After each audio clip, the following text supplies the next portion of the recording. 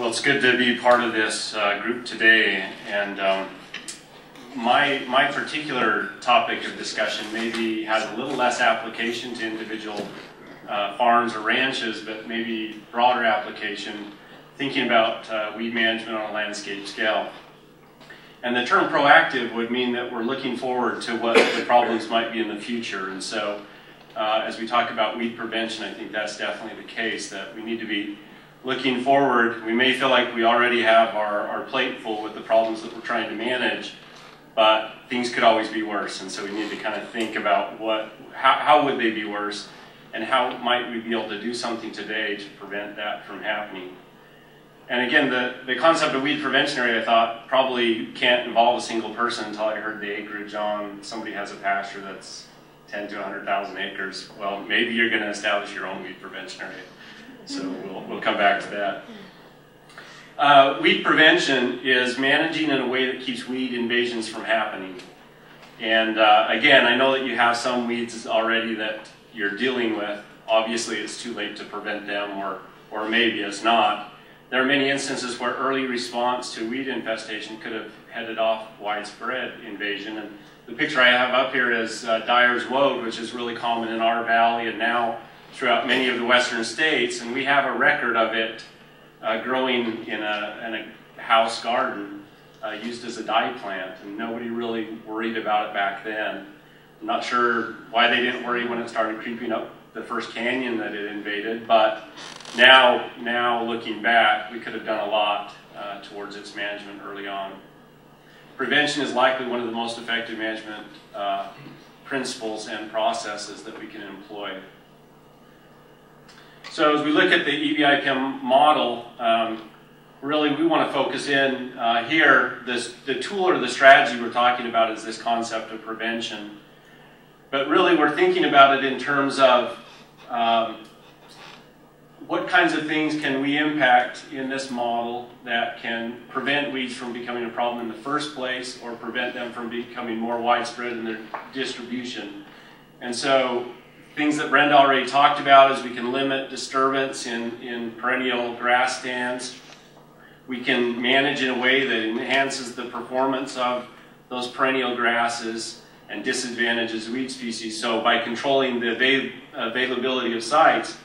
But also we need to think about how can we slow or prevent the dispersal or the reproduction of seeds into those sites. And so probably the most underused little tool that's on the back table, you'll all want to take one of these home so that your kids can play with them, is this weed wheel. But it gives you the opportunity to think about what species are out there that could become a future problem. What is their mechanism of dispersal, and what are some of the pathways of dispersal that could cause them to come into my farm or to be spread around my ranch? And so you might want to take a look at that and just have a fun little exercise thinking about what are some of the ways that I might be able to slow the dispersal of these species that I'm worried about. The only other thing that's quite different about this idea of weed prevention is, in some cases you are dealing with areas where the initial state is desirable. So instead of trying to switch it back to a different state, it's the idea of trying to maintain it at a current state that's acceptable and prevent it from moving to a state that is undesirable. Albert Einstein said, "Intellectuals solve problems, geniuses prevent them." And then one of the estimates that is given is money spent on prevention can provide excellent returns on investment when you consider that every dollar spent on early intervention saves $17 in later expense. And I'm not sure if they tested this or they just bumped it up by one. See, your mother was right when she said an ounce of prevention is worth a pound of cure. See the same relationship there, same ratio. What's that? Inflation. Inflation added one more to the benefit. I just wanted to make this point that weed prevention requires cooperation. Regardless of what you do on your property, if your neighbor isn't doing the same type of management, it's pretty hard with many of the species we work with to control those problems. So here's a picture of a farm field, and these are what we call kochia trails, where kochia plants have tumbled across the landscape and spread their seed. So the grower may have done an excellent job of controlling kochia in his land, but because the person who managed the canal bank or the roadside or the fence line didn't manage kochia there, now he gets to deal with that problem. So weeds know no boundaries, and they disperse in amazing ways. And again, you need to think about that when you talk about weed prevention. Well, if weed prevention is such a powerful tool, why is it that when we talk to growers, few growers actually admit to carrying out prevention techniques in their operations? Anybody want to know? Well, we did a survey, and when we did a survey, we asked the growers how important prevention was, and they all ranked it very, very important. But when we asked how many of them are actually practicing prevention in their operations, the response was much lower.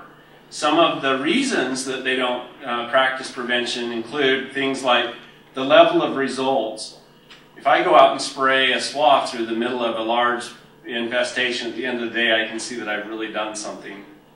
If I implement prevention, I spend time and money to prevent something, I don't really know at the end of the day, did I really stop something from happening or not? So it's sometimes harder to see the benefits of your inputs and your labor.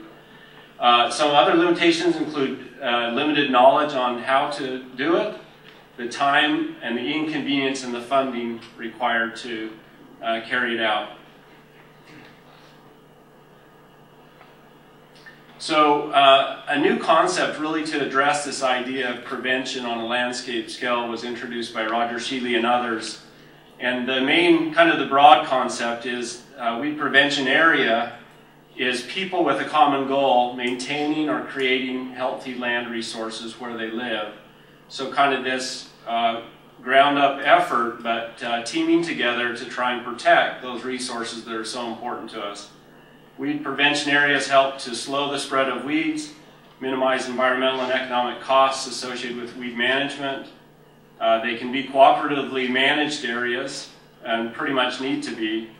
They can prevent weed invasions, and one goal might be to implement early management efforts.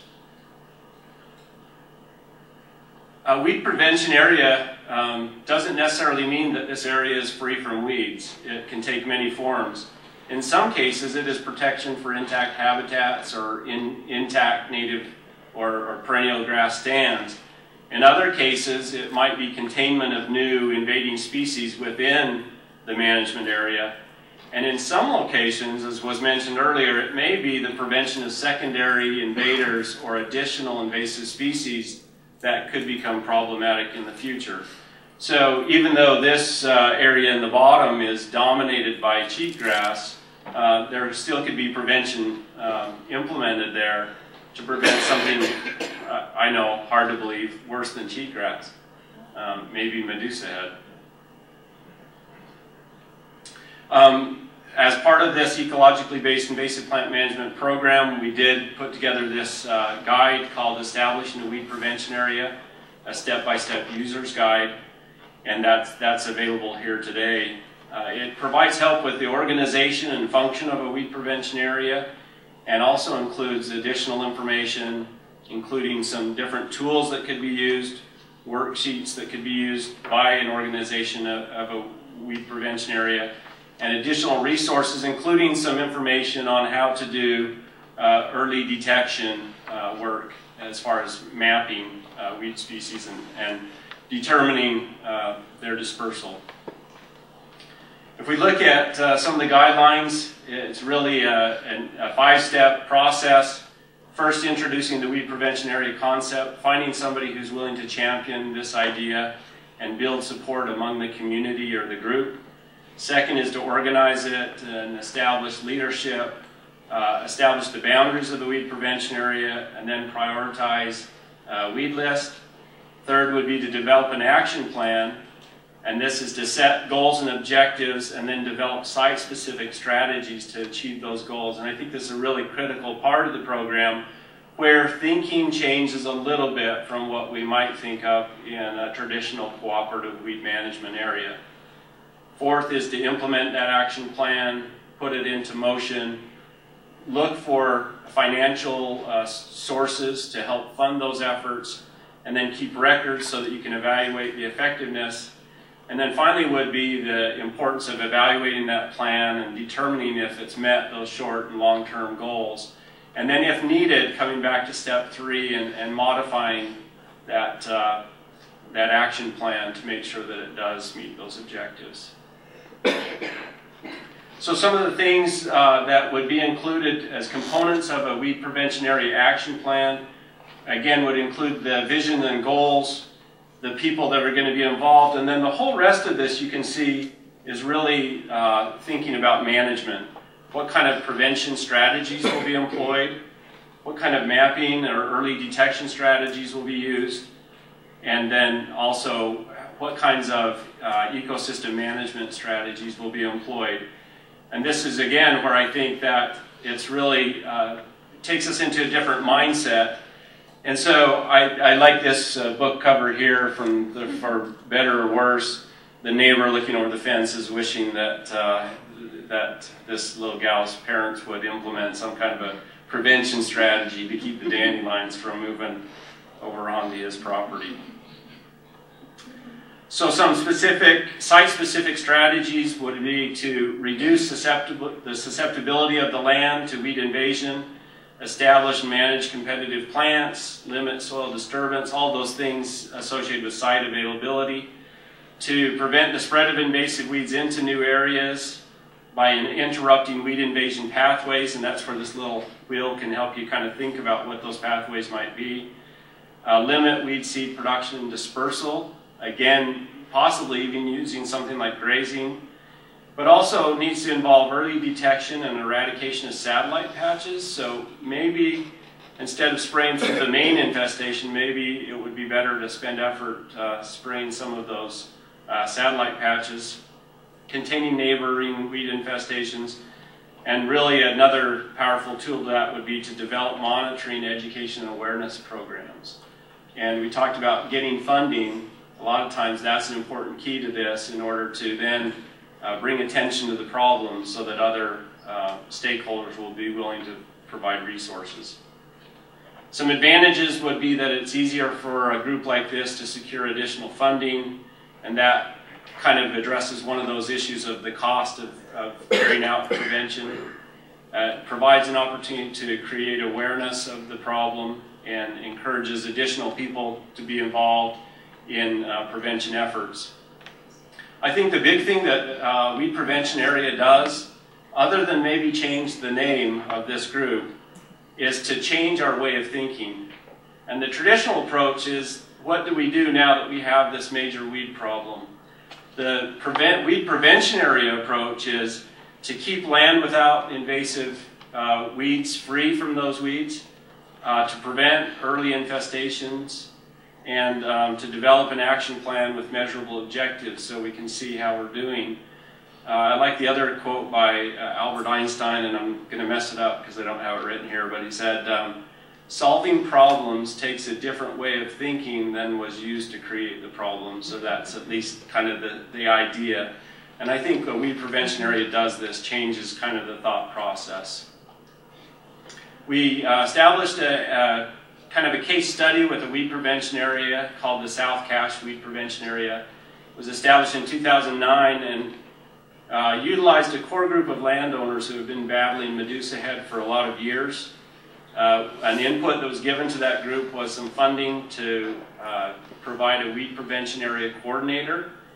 And since that has been in place, we've seen more partners come to the table in addressing their issue. And I think it's brought a lot of visibility not only to their plight, but to just the plight of weed management in the state of Utah together. I just mentioned that in this case, they're fighting Medusa head. It's more of an issue of can they contain it so it doesn't spread to the rest of the state of Utah rather than them eradicating it from the current acreage.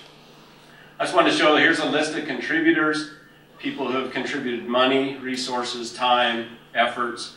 I just mentioned down here that we've done a little bit of work with this group, but based on some of the data that we've developed in this project, another group of scientists got another federal grant to look at Medusa head management. So again, it really does seem like as the emphasis is placed on management and this idea of prevention, that more resources have become available.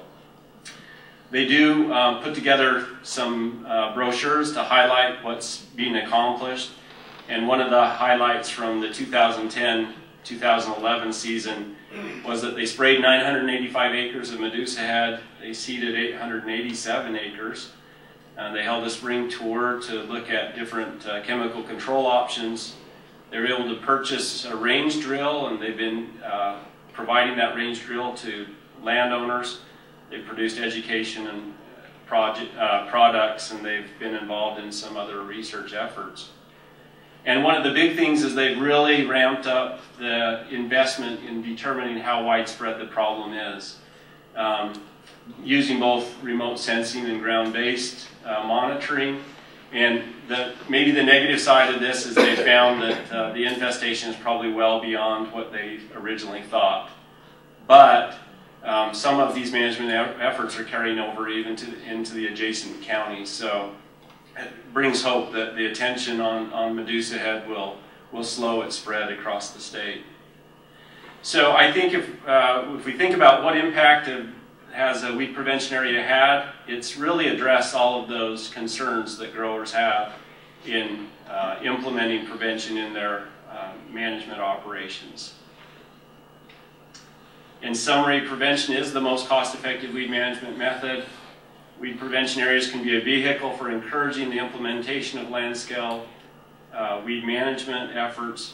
Weed prevention areas can engage additional people to bring added resources into that battle. And the development of a weed prevention area near Paradise, Utah appears to be influencing management decisions, inventory, and education efforts, and hopefully will increase their weed management success.